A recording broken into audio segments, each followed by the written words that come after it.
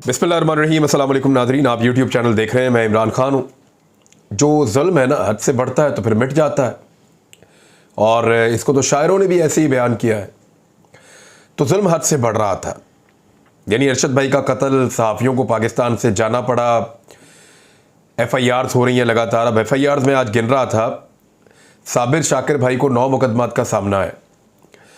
जो अरशद शरीफ शहीद हैं उनके ऊपर 16 मुकदमात थे, 21 मुकदमात मेरे ऊपर हैं, समी इब्राहिम साहब के ऊपर। ये कुछ 50-60 मुकदमात हैं। इन 50-60 मुकदमात के सिर्फ मुद्दइयों को बुलाकर सुन लिया जाए ना, और ये अब हम ऐसे नहीं छोड़ेंगे इस मामले को। ऐसे नहीं हो सकता कि हमारे ऊपर गद्दारी के और बगावत के मुकदमे करवाए जाएं, हम इस मुल्क में ज़िंदा भी रहें और चुप भी कर जाएं कोई डील करके। ये नहीं होगा। हमने सिर्फ अपने बोलने का हक इस्तेमाल किया है, और हम पता करेंगे कि ये मुद्दई कौन थे, इनको कौन लाया था, किसने इनको मजबूर किया था, और इनके पीछे कौन सी ताकत कार फरमा थी। वैसे तो ये बात सबको पता है कि वो कौन था जो इस सारे गंद के पीछे है, जिसने ये सब पाकिस्तान को यहाँ तक पहुँचाया है, जिसने हम सबको मुकदमात के अंदर जकड़ा है। सब जानते हैं वो कौन था, लेकिन हम चाहेंगे कि कानून की नज़र में वो सामने आए और पता चले कि हमारे साथ ये जुल्म किस तरीके से किया गया है। ये हुकूमत रहे, अगली हुकूमत आ जाए, ये हुकूमत चलती रहे, पाकिस्तान में मार्शल लॉ लग जाए, कुछ हो जाए, मेरे ख्याल में इसको मंतकी अंजाम तक पहुंचाना चाहिए। सदर पाकिस्तान ने भी एक लेटर लिख दिया है, और सदर पाकिस्तान भी चाह रहे हैं कि अरशद शरीफ साहब का जो मुकदमा है उसके ऊपर आईने पाकिस्तान के मुताबिक एक प्रॉपर जुडिशल इंक्वायरी की जाए। उसके अलावा शहीद अरशद शरीफ साहब की जो वालिदा मोहतरमा है, माजी ने भी चीफ जस्टिस उमर अता बंदयाल को ख़त लिखा है, और जो ख़त लिखा उसको मैं आपको बता देता हूँ। उसके अंदर क्या कहा कि केस को मुतनाज़ और सियासी मुनाफकत से बचाया जाए और अहले खाना को इंसाफ फराहम किया जाए। अरशद शरीफ की वालदा ने अपने ख़त में लिखा कि कीनिया की पुलिस 3 से 4 मरतबा अपना मौक़िफ़ तब्दील कर चुकी है, जबकि तहकीकाती टीम की रवानगी से कबल वफाकी वज़रा ने मन घड़त कहानियाँ भी बनाई हैं जो अब रिकॉर्ड का हिस्सा है। उन्होंने लिखा कि अरशद शरीफ दुबई पहुंचे तो तसल्ली थी कि अब खतरे से बाहर है, ताहम हुकूमत ने UAE हुकूमत पर दबाव डाला, जिस पर अरशद शरीफ दुबई छोड़ने पर मजबूर हुए। वालदा ने खत में लिखा कि कीनिया में 2 माह बाद मेरे बेटे को बेदर्दी से शहीद कर दिया गया। मेरे बेटे ने 12 मई को बजरिया खत आपको खतरात से आगाह किया था, जिसमें आपको गद्दारी के बेबुनियाद मुकदमात से आगाह किया था। गद्दारी के मुकदमात हो रहे हैं। ज़िंदगी के ख़तरात की वजह से अरशद शरीफ को मुल्क से बाहर पनाह लेनी पड़ी। यानी वो मुकदमात वजह बने हैं जो मुकदमात रियासत पाकिस्तान ने अरशद शरीफ भाई के ऊपर कटवाए थे। उन मुकदमात की वजह से उनको पाकिस्तान छोड़ना पड़ा है। वो बेबुनियाद मुकदमात थे। ज़िंदगी के ख़तरात की वजह से अरशद शरीफ को मुल्क से बाहर पनाह लेनी पड़ी। अरशद शरीफ के बेदर्दी से कत्ल पर हुकूमत के रवैये का नोटिस लिया जाए। अहले खाना में उसकी बेवा और यतीम बच्चों को इंसाफ के सिवा कुछ नहीं चाहिए। ख़त में अरशद शरीफ की वालदा ने मज़ीद कहा कि अपना केस अल्लाह की अदालत में रख कर इंसाफ की तलबगार हूँ। तवक्को है मेरा ख़त शहीद बेटे के ख़त की तरह सर्द खाने की नज़र नहीं होगा। यानी जैसे मेरे बेटे के ख़त के ऊपर कोई तवज्जो चीफ जस्टिस ऑफ पाकिस्तान आपकी तरफ से नहीं हुई, इसी तरह उम्मीद करती हूँ कि मेरा ख़त भी उसी तरह सर्द खाने की नज़र नहीं होगा।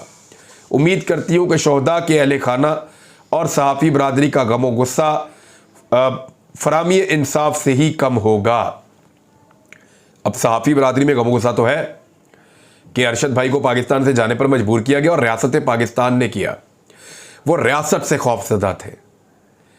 गैर रियासती अनासर से जो खौफजदा होता है वो रियासत के पास जाता है, लेकिन जो रियासत से खौफजदा होता है वो रियासत को उसको या तो छोड़ना पड़ता है या उसको मुकाबला करना पड़ता है। तो अरशद शरीफ साहब ने बहुत मुकाबला किया, उन्होंने लेटर्स भी लिखे, उन्होंने सबको आगाह भी किया, लेकिन जब ख़तरात बहुत बढ़ गए और उनसे उनका हथियार भी छीन लिया गया, यानी उनका मुंह बंद कर दिया गया, एयरवे को बंद कर दिया गया, तो फिर उनको पाकिस्तान छोड़ना पड़ा। उस रात 3 सहाफ़ी इस्लामाबाद को छोड़कर गए थे। उनमें से एक अरशद शरीफ है जो पाकिस्तान से बाहर चले गए थे, और सबसे ज़्यादा ख़तरे में यही थे। मैं भी अपना लेटर ड्राफ्ट कर रहा हूँ, सदर पाकिस्तान को एक ख़त लिखने वाला हूँ। कल इंशाल्लाह या परसों हम भिजवाएंगे।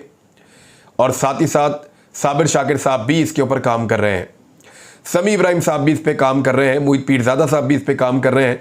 हम तमाम लोग चीफ जस्टिस ऑफ पाकिस्तान को अपने अपने तौर पे और सदर पाकिस्तान को खतूत लिख रहे हैं। साथ ही साथ अक़वाम मुत्तहिदा को भी लिखना चाहते हैं। हम जानना चाहते हैं कि हमारे ऊपर जो मुकदमात हुए उनमें से कितने मंजर आम पर आए और कितने अभी तक खुफिया रखे हुए हैं, और उन मुकदमात के जो मुद्दई हैं वो हमसे क्या चाहते हैं, उनको कौन लेकर आया और किसने उनको इस काम के ऊपर लगाया। इमरान खान साहब ने कहा है कि जो अरशद शरीफ साहब का मामला है उसमें जब मुझे कमीशन बुलाएगा तो मैं जाऊंगा और जाकर वहाँ पे बयान दूंगा। तो अब एक तो ये तो मुस्तरद हो गया जो बनाई है तहकीकाती कमेटी, इस हुकूमत ने जो कमीशन बनाया वो तो हो गया मुस्तरद। तो अब नया कमीशन बनाया जाए, चीफ जस्टिस ऑफ पाकिस्तान को ख़त भी लिख दिया गया है, बाकी लोग भी ख़त लिख देंगे। जहाँ तक मामला है आज़म सवाती का, वो बहुत मुश्किल होता चला जा रहा है। हुकूमत कोशिश कर रही है कि उनकी ज़मानत कैंसिल की जाए और उनको दोबारा गिरफ्तार कर लिया जाए आज़म सवाती साहब को, लेकिन जो जुल्म उनके साथ हो गया है उसके बाद ऐसा अब मुमकिन दिखाई नहीं देता। आज़म सवाती साहब गले की वो हड्डी बन गए हैं कि वो नाम ले लेकर बताते हैं कि फ़लाँ फ़लाँ ऑफिसर FIA के थे, फ़लाँ फ़लाँ ऑफिसर फ़लाँ महकमे के थे, बल्कि वो ISI के ऑफिसर्स के अब नाम लेते हैं। और वो ये कहते हैं कि मेरे कपड़े उतारे गए, मेरी तजलील की गई, मेरे ऊपर लोग हंस रहे थे जब मेरे कपड़े उतार रहे थे, और मुझे लगातार गाड़ी में भी सर पे काला कपड़ा डाल के मारते चले गए। तो जब इस तरह की बातें आज़म सवाती साहब कह रहे हैं, एक 74 साल बुज़ुर्ग जो पाकिस्तान के ऐवान वाला का मेंबर है, जो सबसे काबिल एहतराम जो आपके ऐवान है उनके अंदर से वो ऐवान बाला यानी सेनेट के रुकन है, तो उनके साथ जब ये सलूक हुआ है तो ये पूरी दुनिया के अंदर ये बात जाएगी। और उन्होंने कहा कि मैं आलमी इदारों तक जाऊंगा, पाकिस्तान में भी इंसाफ मांगूंगा, हर फोरम के ऊपर इंसाफ मांगूंगा। तो आज़म सवाती साहब भी एक बहुत मुश्किल चीज़ बनते चले जा रहे हैं। दूसरी जानिब मुस्लिम लीग नून गुजरावाला और सियालकोट में जो मनाजिर देख रही है उसकी वजह से उनको बहुत ज़्यादा धचका लग रहा है, परेशानी बढ़ती चली जा रही है, और वो परेशानी किसी सूरत भी कम नहीं हो रही। यानी आप यहाँ से अंदाज़ा करें कि बैनर लगवाना शुरू कर दिए इमरान खान के ख़िलाफ़, और जियो पे इसकी खबर चलवाई, और ये बैनर लगवाए कि चोर, घड़ी चोर या इस तरह की चीज़ें, तोशाखाना चोर और इमरान खान नामंजूर, इस तरह के बैनर जो हैं वो लगवाए गए गुजरावाला में, और लिखा गया कि अहलियाने गुजरावाला। लेकिन अल्लाह ताला पोल खोल देते हैं। खुरम दस्तगीर जियो के प्रोग्राम में आए और फरमाइशी तौर पे इस सवाल के जवाब दे रहे थे, और देते देते उन्होंने कहा जी देखें ना, हमने बैनर लगाया और पुलिस ने उतार दिया।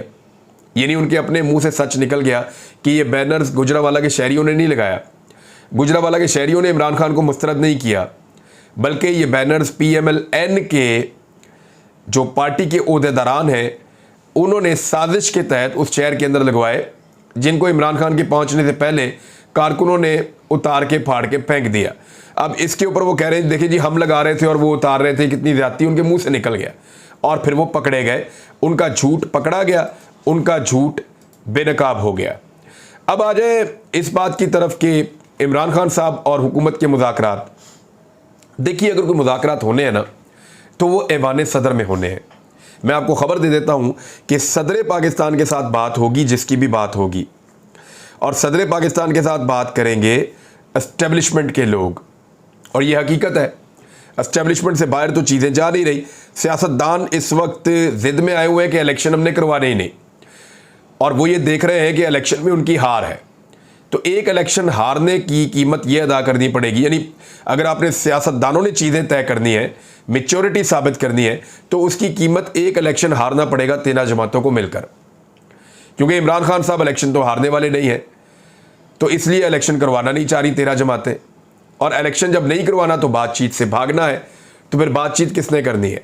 बातचीत फिर वापस उन्हीं के पास जाएगी जिनसे हमेशा PMLN भी कहती है कि इनको बातचीत नहीं करनी चाहिए, PTI भी कहती है इनको बातचीत नहीं करनी चाहिए, और वैसे ऑफ द रिकॉर्ड वो भी कहते हैं आजकल कि हमें बात नहीं करनी चाहिए। हालांकि बातचीत करने का शौक बहुत है उन्हें। 4 मरतबा इस मुल्क में पाकिस्तान की इदारे जो हैं वो मार्शल लॉ लगा चुके हैं, और इस मरतबा भी जब बातचीत होगी तो उन्हीं की गारंटी से या उन्हीं की मौजूदगी में होगी। पाकिस्तान इससे बाहर निकल ही नहीं पा रहा। पाकिस्तान तब तक इससे बाहर नहीं निकल पाएगा जब तक कि पॉलिटिकल क़यादतें मैच्योर नहीं हो जाती। यानी एक ऐसा डेडलॉक हो जाएगा मौजूदा हुकूमत में और इमरान खान में जो कभी भी दूर नहीं होगा, जब तक एस्टेब्लिशमेंट बीच में नहीं आएगी। और जो सदर पाकिस्तान है उनके जो भी मुज़ाकरात होंगे वो एस्टेब्लिशमेंट से होंगे, जहाँ पे एस्टेब्लिशमेंट दोनों फ़रीक़ैन से बात करेगी और करने के बाद दोनों फ़रीक़ैन को एक दरमियानी रास्ता देगी। उसमें सदर पाकिस्तान इमरान खान से बात करेंगे कि फ़लाँ तारीख को इलेक्शन आपको मिल सकता है, इस पे बात कर लें। और अगर ये चीज़ तय हो गई, मिसाल के तौर पे मार्च में या अप्रैल में कहीं इलेक्शन इमरान खान साहब को मिल जाता है नए आर्मी चीफ की तैनाती के बाद, तो उस पर फिर कौमी असम्बली में जाना पड़ेगा पाकिस्तान तहरीक इंसाफ को। और अगर तहरीक इंसाफ अपनी इस तहरीक के नतीजे में इलेक्शन की डेट ले लेती है, तो फिर कौमी असम्बली में जाने में मुज़ायका इसलिए नहीं है क्योंकि इसी तहरीक इंसाफ ने फिर कुछ चीज़ें तय करनी है। यानी इसी तहरीक इंसाफ ने तय करना है कि निगरान हुकूमतें कैसे बनेगी, मिलकर मौजूदा हुकूमत के साथ निगरान हुकूमतें तय करनी है, इलेक्शन कमीशन का मामला तय करना है, दीगर इलेक्शन किस तरीके से होने हैं वो सारी चीज़ें तय करनी है, किन मराहिल से गुजर कर होने हैं, ये सारी चीज़ें तय करने के लिए कौमी असम्बली के अंदर जो कमेटीज़ बैठती हैं वो बैठ के फैसले करेंगी। तो इमरान खान साहब को ये अपनी कमेटीज़ के अंदर कम से कम शमूलियत या कौमी असम्बली के अंदर वापस अपने लोगों को इन करना पड़ेगा, कम से कम 1 या 2 मरतबा के लिए, ताकि इलेक्शन अपनी डेट के ऊपर हो सके। पाकिस्तान का पट्ठा बिठा के रख दिया है इस इम्पोर्टेड हुकूमत ने। अगर इनके सहूलतकार जिद ना करते, अगर इन चीज़ों को पर्सनल ना लिया जाता, ज़ाती जिद और अना को सामने ना लाया जाता, तो जो नुकसान पाकिस्तान को गुज़िश्ता 7 माह के अंदर हुआ है उस नुकसान से पाकिस्तान बच सकता था और अब इलेक्शन के नतीजे में एक नई हुकूमत पाकिस्तान में बन चुकी होती। लेकिन क्योंकि मिशन इससे बहुत बड़ा था, उनके अपने कुछ मफादात होते हैं लोगों के, उनको पूरा करने के लिए पाकिस्तान को बेयारो मददगार छोड़ा गया। आज दोबारा मईशत में मैं आपको बता देता हूं कि IMF ने मजीद जो शराइत है वो सख्त कर दी हैं इस हुकूमत के सामने। यानी नई शराइत रख दी है कि 600 अरब रुपए के नए टैक्सेस लगाओ और पेट्रोल पर सेल टैक्स भी लगाओ। यानी पेट्रोल पर तो लेवी कर दी है आपने, डेवलपमेंट लेवी 50 रुपए, मगर डीजल के ऊपर भी इस लेवी को बढ़ाओ। अगर डीजल पे लेवी बढ़ेगी तो किसान को मार पड़ेगी, किसान को मार पड़ेगी। अभी मेन फसल वो अपनी बोने वाला है गंदम, या अभी वो सिलसिला चल रहा है, गंदम की बुवाई हो रही है, तो उसके ऊपर बड़ा बोझ पड़ेगा। और उसके बाद डीजल की लेवी बढ़ाने के बाद यानी हुकूमत ने प्राइस कंट्रोल मैकेनिज्म पर काम करना छोड़ दिया है, जिसकी वजह से महंगाई लगातार बढ़ती चली जा रही है। ये इस वक्त पाकिस्तान की सूरत हाल है और इम्पोर्टेड हुकूमत आने के बाद ये सूरत हाल पैदा हुई है। बिजली की कीमत हर चौथे दिन बढ़ती है। दोबारा से 2 रुपए फी यूनिट बढ़ाने का नेपरा ने जो है वो एक समरी पेश की गई है। तो क्या अब दोबारा बिजली की कीमत बढ़ेगी? ये वो सारे सवालात हैं जिनका जवाब इस इम्पोर्टेड हुकूमत और इसके सहूलतकारों के पास नहीं है।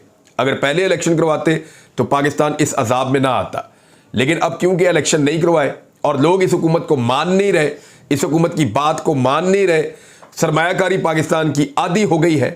पेट्रोल की कीमतें 80% बढ़ गई हैं, आपकी बिजली की कीमतें 3 गुना बढ़ गई हैं, आपकी गैस की कीमत दुगनी से ज़्यादा हो गई है, पाकिस्तान के अंदर महंगाई 3 गुना हो गई है। ये सारी चीज़ें करने के बाद इलेक्शन की तरफ गए तो क्या गए? यानी नून लीग सबसे बड़ी लूजर है इस सारे खेल की।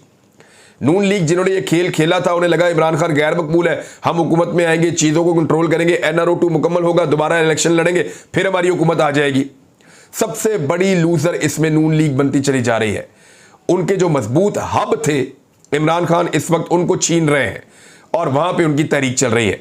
तो नून लीग ने सबसे घाटे का सौदा किया है। पीपल्स पार्टी का भी सौदा घाटे का है, लेकिन सबसे जो नंबर 1 लूजर होगा ना इसका, मैं आपको बता दूं लूजर नंबर 1, 2, 3, 4 कौन होगा पॉलिटिकल पार्टीज में।